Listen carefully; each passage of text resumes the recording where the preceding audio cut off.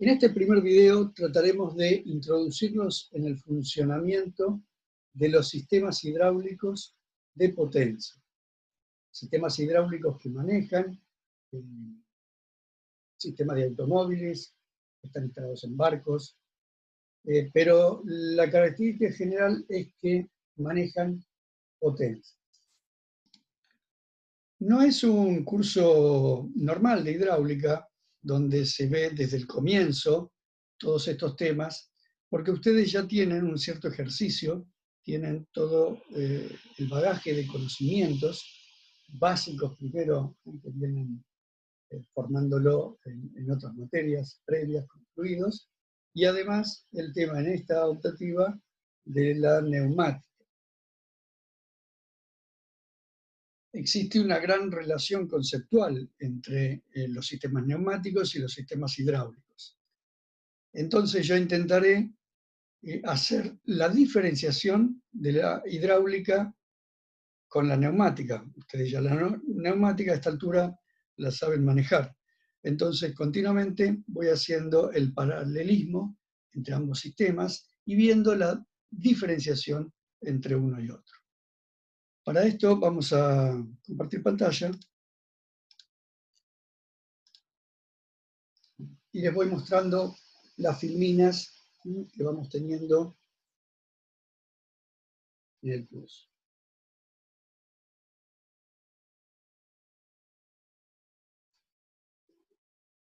Bueno, al igual que vimos en la neumática, estamos introduciéndonos en la hidráulica. No es un curso completo. En pocas clases no se puede llegar a esos objetivos. En realidad es la introducción a los circuitos hidráulicos de movimiento y control, más que la hidráulica en general. La hidráulica en general es mucho más abarcativa. ¿Cuáles son los objetivos entonces dentro de esta materia del tema hidráulica? Bueno, muy similar a la neumática, pero un poco más acotado. Conocer particularidades funcionales, estar al tanto de las posibilidades y además introducir terminología y simbología, que si bien ya la tienen de la neumática, muy parecida, vamos a ver la diferenciación. Viendo la descripción básica, interpretación de sistemas técnicos. Bien, ¿de dónde partimos? Tenemos que partir de la base de la física, de cómo funcionan. Y obviamente también de la mecánica de los fluidos, además,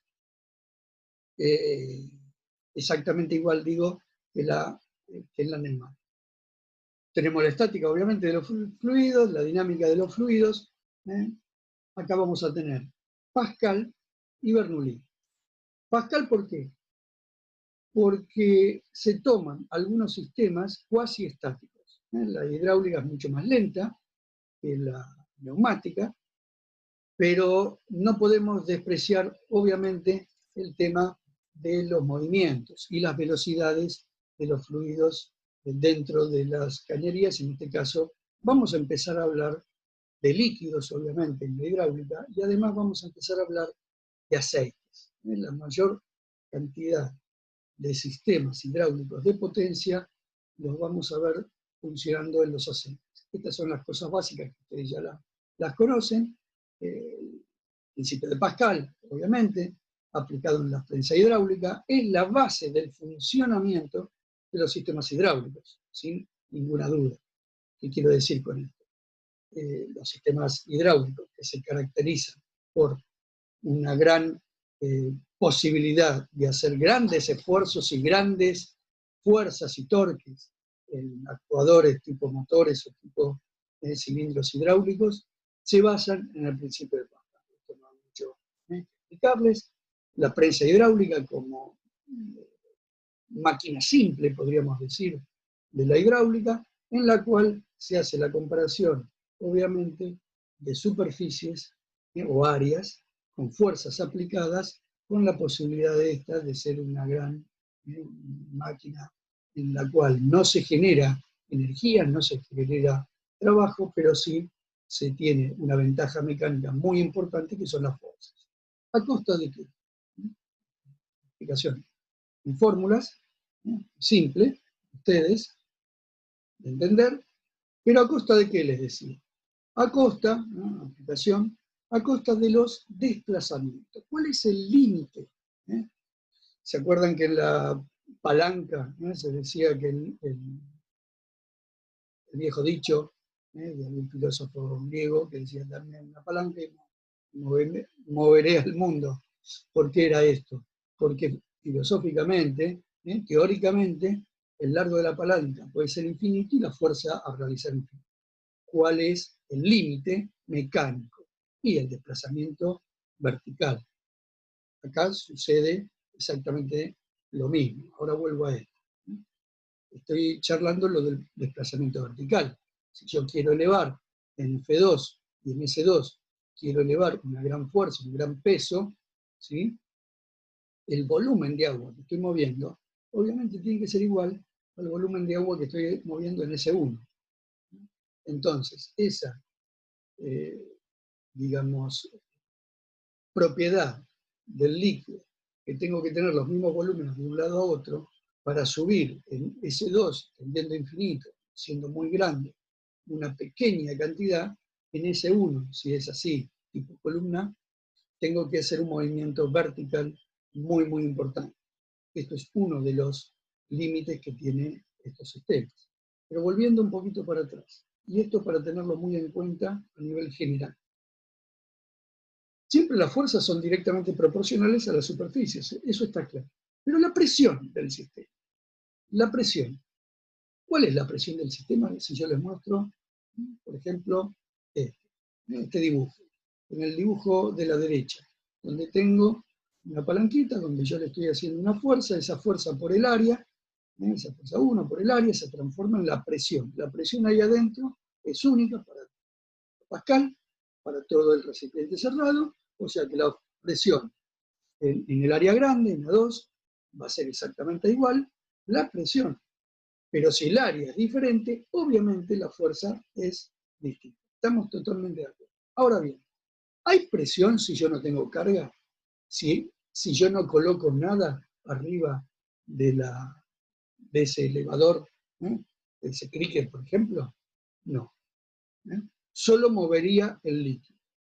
Si F2 es igual a 0, ¿qué quiere decir? La carga sobre F2 no hay fuerza, yo voy a aplicar una fuerza F1 en la bomba, digamos, en este caso manual, pero ahí adentro no se va a generar presión. O sea que la presión está siempre en relación con la carga actual, que es la superficie sobre. Además, la presión aumenta hasta vencer la carga, solamente. Si yo estoy subiendo un auto de 1000 kilos, voy a tener ahí adentro una presión, obviamente tengo que hacer una fuerza yo en la bomba, pero si estoy subiendo un camión de 5000 kilos, la presión ahí adentro va a ser mucho más alta. Esto que parece obvio, después en los sistemas en funcionamiento hay que tenerlo bien. Y obviamente también la carga puede ser elevada o levantada solo si la presión producida, o sea, la fuerza, en nuestro caso anterior, F1, es lo suficientemente. En el caso de las bombas, muchas veces las bombas no tienen la fuerza necesaria, la energía necesaria, la presión necesaria que necesitan en su funcionamiento a través de la potencia de esa bomba no es la suficiente y la bomba no llega a mover la carga en su trabajo. Un ejemplo de lo mismo que estamos viendo, pero ya yéndonos un poquito más a la práctica que a la teoría, pero es fácil de darnos cuenta. Yo tengo un peso, carga, fuerza de 70 kilos, en un área de 10 centímetros cuadrados. Ahí adentro voy a tener una presión de 7 kilos por centímetro cuadrado, o en pascales, o en la medida en PSI, en la medida que ustedes. Es tan simple como eso. En el otro pistón, si mi área es de 20 centímetros cuadrados, voy a tener una fuerza disponible para hacer de 140. También veamos la proporcionalidad de los desplazamientos. 10 centímetros, 5 centímetros. Bien, la explicación del movimiento de los pistones. Esto ustedes lo tienen bastante claro, pero son cosas que después se aplican mucho en la realidad. Por ejemplo, fíjense acá, si yo reemplazo el pistón de la izquierda como bomba, como funcionamiento del sistema, me queda ya un sistema mucho más real. Yo tengo una bomba, la cual me procura el sistema una cierta presión, en este caso ya está la presión de 70 kilos por centímetro cuadrado, yo tengo una presión disponible adentro de un cilindro, y el área me da la fuerza máxima que puede hacer ese cilindro. Lo que les decía hace un ratito, si yo no tengo aplicada la carga de 8.400 kilos, yo no voy a tener esa presión, aunque la bomba esté funcionando. ¿Entienden? Bien, si hago una comparación, ya metiéndonos en los fluidos óleo-hidráulicos, ¿por qué? Y porque el fluido hidráulico en este caso va a ser en base a aceite, ya lo vamos a ver un poquito más adelante, en el segundo video. Yo puedo hacer una comparación, en este caso, de ventajas y desventajas de la hidráulica de potencia o óleo-hidráulica con respecto a otros sistemas.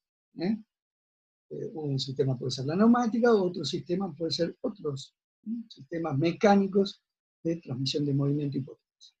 Por ejemplo, las ventajas más importantes, las que dicen ahí, permite trabajar con elevados niveles de fuerza o momentos de giro, vamos de ver, por la posibilidad de presentar las fuerzas y los torques en ese sentido. El aceite empleado es reutilizable, a diferencia del aire normalmente en la neumática que se desecha. La velocidad de actuación es muy fácil de controlar, también a diferencia de la neumática.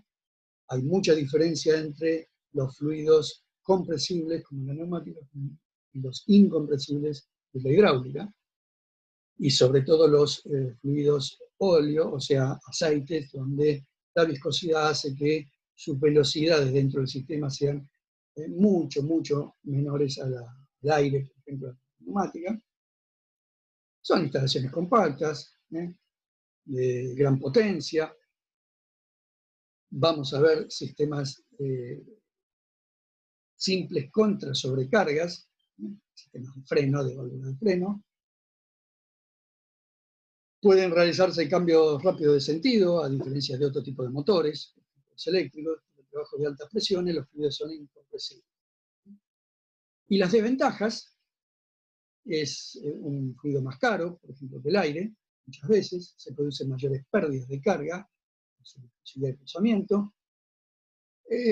A veces es necesario un personal un poco más especializado en el mantenimiento de estos sistemas.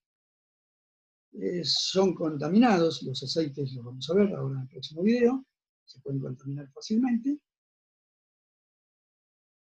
También tienen generalmente pérdidas y el aceite es muy proclive a engrasar los ámbitos de trabajo, y hay cambio de volumen con la temperatura mínima. Ventajas y desventajas, ya vamos entrando en el tema de estos sistemas. Bueno, acá también un cuadrito donde vemos, por ejemplo, las ventajas y desventajas más importantes. Algunas ya estaban contenidas en el anterior, pero acá tenemos, por ejemplo, control a distancia, como ventaja, control a distancia de elementos de mando.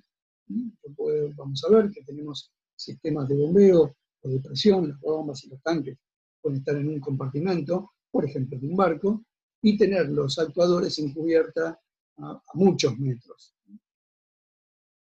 Las transmisiones son generalmente de un alto rendimiento, un 90%, podemos decir en mecánica, muy alto, pero se puede decir que es alto. Las regulaciones son muy precisas de fuerza y velocidad y pueden transmitir grandes fuerzas utilizando pequeños elementos de control. Como desventaja, los costos, algunos elementos son elevados, las velocidades que se obtienen son mucho más bajas que en neumática, y necesitamos un circuito de retorno. Ahora vamos a ver las grandes diferencias entre la hidráulica y la neumática. Como generalidades, Lo primero, decirles que en estas últimas décadas, la difusión de la hidráulica a nivel de nuestra vida común y en la industria y en lo que es la industria del movimiento de cargas pesadas está mucho más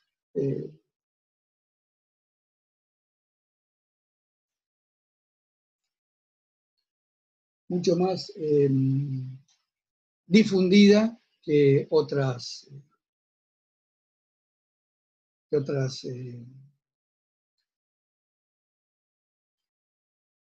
utilidades de la mecánica en sí. ¿Por qué es esto? ¿Por qué está mucho más difundida la hidráulica que otras? Por ejemplo, en estos casos, ¿no? Un caso típico que siempre digo, los camiones. Los camiones de basura, los camiones de reparto de mercadería, los camiones de ese estilo. Los mixers de cemento, un caso típico. El mixer de cemento, que es el que tiene que ir el trompo, el trompito que decimos, que va desde la fábrica de cemento hasta las obras. Bien, tienen que manejar un torque importante, toneladas y toneladas de cemento que tienen que ir mezclando y haciendo girar ese trompo. Antes venían con motores eléctricos que eran se hacían funcionar a través de la carga de baterías del propio motor, del sistema. Ahora son todos hidráulicos, por sus ventajas. Algunas de esas ventajas son las que vamos a ver ahora. Grandes fuerzas, utilizando pequeños motores. Un mismo motor puede accionar múltiples mecanismos de fuerza, múltiples actuadores, sería el caso. Esto lo vamos a ver como muchos ejemplos de funcionamiento. Puede regularse la velocidad de accionamiento de forma continua o escalonada. Mucha posibilidad de cambios de velocidad y de dirección del funcionamiento. El motor y los mecanismos de fuerza, así como los mandos, pueden estar a grandes distancias, operados por tubos o mangueras, ya lo habíamos comentado. Son muy duraderos y seguros, siempre digo lo mismo, son fierros, son mucho más toscos en los sistemas de hidráulica de potencia que los mecánicos de neumática. Pueden lograrse movimientos exactos y, por último, tienen autofrenado, ¿no? Lo que les dije hace un ratito, que vamos a ver en un ratito. Bueno, como les decía hace un momento, no se crea potencia, no se crea energía con estos sistemas. Tenemos que tener bien en cuenta que de un lado del sistema tenemos la máquina o motor que nos va a dar la potencia del sistema. En muchos casos son motores de combustión, como los camiones, los automóviles, y en otras son motores eléctricos, funcionan en una bomba, son más bien estacionarios los sistemas. Esa bomba es la que da potencia hidráulica es caudal y presión es potencia. Luego la transmitimos a donde nosotros queremos, las controlamos a través de las válvulas y las hacemos actuar de nuevo y transformar esa potencia hidráulica, en este caso, a través de la presión y del caudal en un actuador, que puede ser un cilindro o puede ser un motor hidráulico. Esa es la base de estos sistemas. Entonces, en función de eso, ¿sí?, vamos a tener que manejar, obviamente, una simbología. Como verán, a simple vista de este panel de símbolos, es muy similar a la neumática. Hay cosas que son exactamente iguales, por ejemplo, como las válvulas. Las válvulas son los símbolos exactamente iguales y otras muy parecidas. Los Por ejemplo, los actuadores, es el mismo símbolo, y en las bombas el símbolo va a ser la diferencia, ahí se ve, de los compresores en que la flechita es totalmente negra. Los compresores era blanca, acá es negra, y en los motores lo mismo. Vamos a ir viendo los símbolos a medida que vayamos viendo los elementos y después en la implementación de los sistemas. ¿Cómo es un sistema hidráulico simple? ¿O de qué está formado? Bueno, está formado básicamente de un recipiente donde se va a juntar el fluido, llamado tanque. Luego el mismo fluido, que en este caso, en la mayoría de nuestros casos de potencia, va a ser un aceite, o un líquido hidráulico en base a aceite, similar pero no igual a los lubricantes. Después tenemos una bomba, que a diferencia de los compresores, la bomba va a estar siempre en funcionamiento. ¿Por qué? Porque en un compresor podíamos, al ser compresible el fluido, poder acumular energía potencial a través de la presión. Acá no, es incompresible, yo tengo que generar movimiento, ¿sí? Y a través del movimiento y el caudal generar también una presión. Además vamos a tener, bueno, todos los sistemas de mando y control, válvulas, sistema de seguridad, válvulas de seguridad, por eso hago la discriminación entre unas y otras, las de control y las de seguridad, el sistema de actuador o de cambio de la potencia hidráulica a potencia mecánica, y los conductos de distribución o cañerías, obviamente, que interconectan todo. Un sistema hidráulico típico se representa en la figura. ¿Cómo funciona esto? Rápidamente, la bomba toma desde el tanque en su succión hidráulico, puede pasar a través de filtros. Vamos a ver, los filtros en diferentes lugares del sistema. Este sería un filtro de succión, donde está ahí el esquema. Esa bomba hace llegar el líquido a las válvulas direccionales o de control. Esa válvula direccional, al igual que la neumática, la controla, la manda para un lado del sistema, del cilindro de fuerza para el otro, las cámaras. Pero la diferencia acá es que no hay escape. El líquido que sale de la otra cámara tiene que ir directamente a el recipiente de nuevo y volver a generar una disponibilidad de aceite en el sistema. Eso es lo que más o menos está explicado en estos esquemas.